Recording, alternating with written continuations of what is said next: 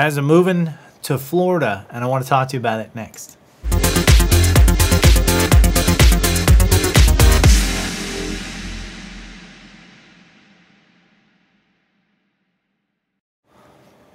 How's it going, everyone? It's Marshall. Thank you very much for tuning in to the show. Appreciate you all being here today. It is March 9th, 2019, and I'm doing an update video basically for the channel because I'm moving. This is kind of a big deal because I'm moving from Colorado to Florida. Just want to update you all on the status. Now, the reason why there have not been a lot of videos lately is because selling your house is a big pain in the ass, and that's what I've been doing. The house is sold.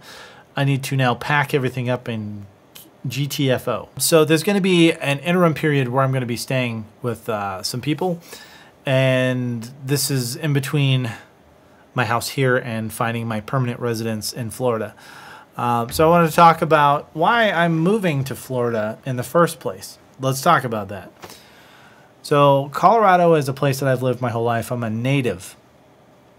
And while Colorado has been my home and will always be my home, I freaking hate it. I don't like Colorado. I'm in a landlocked state that's shaped like a square.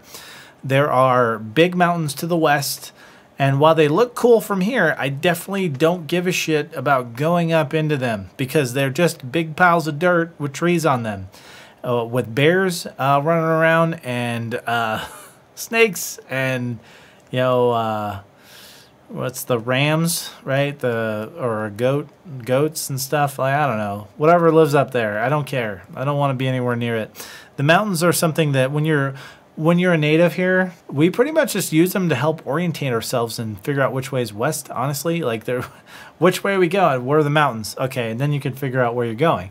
But even since GPS has been a thing, I don't even find myself doing that. But when I was a kid, driving around before there was GPS, that's what we would do. We would write down directions on paper, guys, paper and pen, directions.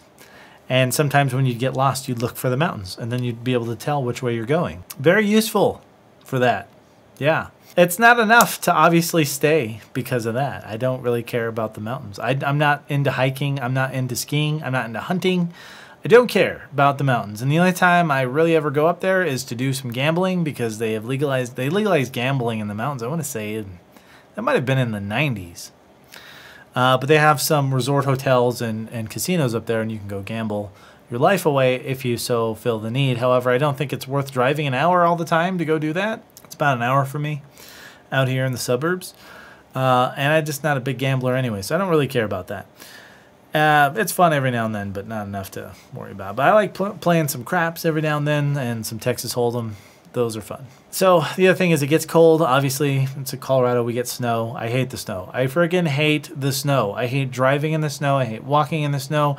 I hate having to shovel my driveway and my sidewalk. And it sounds like I'm whining. But listen, when you've been doing it for 38 years... Well, it's not like I was born and started shoveling snow. Of course not. But as soon as I was old enough for my parents to not have to do it and to enforce child labor to go earn some allowance to shovel the driveway, that's what I've been doing. And ever since then, I've had to shovel my driveway and sidewalks. I hate it.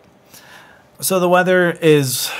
temperamental. Let me just put it this way. It's in the wintertime, it can get into the sub-zero, -0 territory, especially with wind chill. If we're having a blizzard and it's really cold, I've seen it get down to like -20 out here. Now, that's not a common occurrence. Most of the time, you're looking teens, right? Maybe 1 or 2, 3 degrees out. But you just have to factor in the wind chill, which usually pushes those numbers even lower. And it's freaking cold and miserable. While as in the summertime, it can get very, very hot. And we're talking over 100 degrees hot. That's awful. And that means forest fires. I don't live in the forest, so it's okay. But at the same time, there have been other fires. There was the Hayman fire, I think it was called, that was arson that somebody started somewhere. And it burned for, I can't remember, it burned for so long.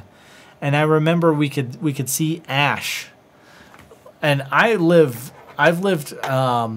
north of Denver my whole life, pretty much. I grew up in Fort Collins, moved to the Denver metro area, in the northern part when I was 8, and I've kind of been in this area ever since. And that fire, I remember it was during the summertime, and you could just see the ash and smell the fire smell. It was terrible. Now, that's obviously not something that happens all the time either, but it does happen from time to time.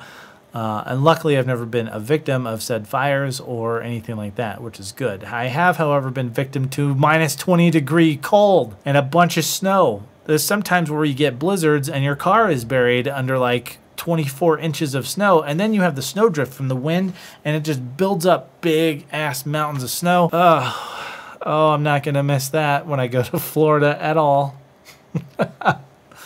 So in Florida, there's going to be other things I'm sure to worry about, but the main things are, you know, the weather is obviously more consistent. In the summertime, it gets really hot. I'm told with the humidity, it's pretty miserable, but it's only a couple months out of the year. Then you have hurricane season, which does concern me. However, I don't intend to live next to the beach, like right on the beach, because being in a state that is landlocked, to me, 2 hours from a beach means next to the beach.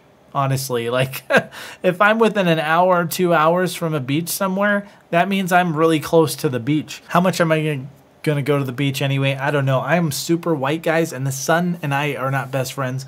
Without a bunch of sunblock, I will turn as red as this hat. And the thing is that I don't tan. I will turn right back white again, like super pasty white.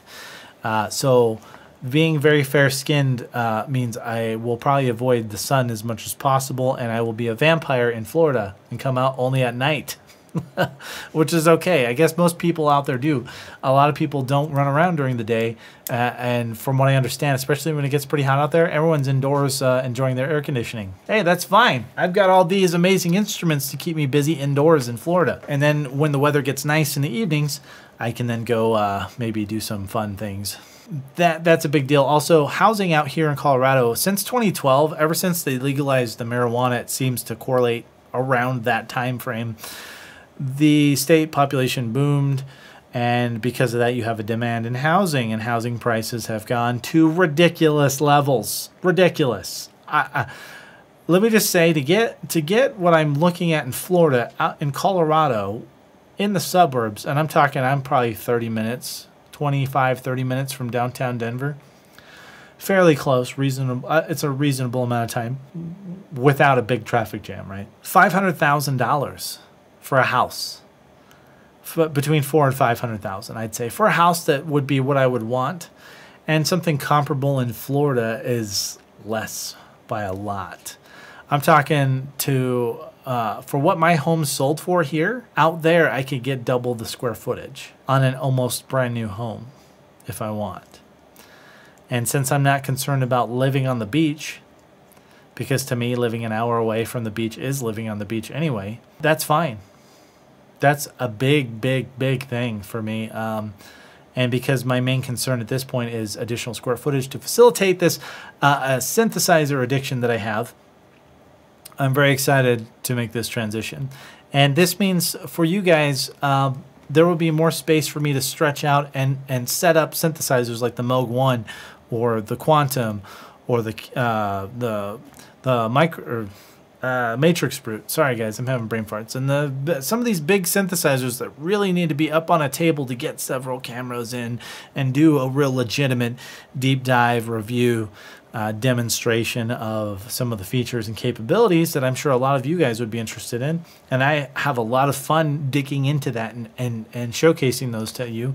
It's going to be a lot easier to do that with more space. Right now, this is impossible. It's not conducive to do that here. I need more space. I can move to Florida, and because of my situation, my work situation is I work remote. The company I work for is on the East Coast, and I am in Colorado, and I work remote, so I can pretty much go anywhere. And so the idea is to go to Florida. So in the meantime, that means that unfortunately there's going to be less content on the channel for a while. Now, I hope you guys will stick with me, and please do not give up hope. This will be a great change for the channel, and it will mean that I can do higher quality, more comprehensive content, especially on some of these big ticket synthesizers that are the monsters of today. But in the meantime, I was able to complete a single that will be released on my record label Overclocked Music. This is called Cyber Marshall with a P-S-Y-B-E-R, Cyber. I got creative with the name. What do you guys think of that? Cyber as in Psytrance, the PS, right? Psytrance is spelled with the PSY. Psytrance. Cyber Marshall. Anyway, maybe you guys hate the name. I don't know, but I think it's cool. And that's coming out April 10th. You can get that on your favorite digital music distribution site like Beatport, Apple Music, iTunes, Spotify, Pandora. That will be available April 10th.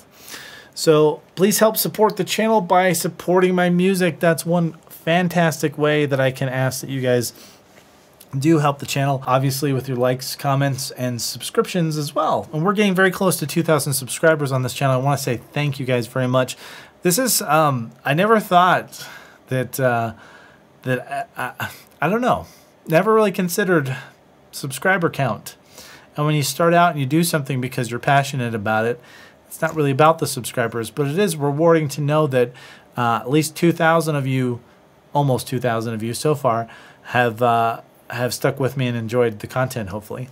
And can't wait to bring you more from the sunny state of Florida. With that, I'm going to leave it there, guys. Please don't forget to like the video. Leave some comments down below. Let me know what you guys think about my crazy decision to move. Am I ridiculous?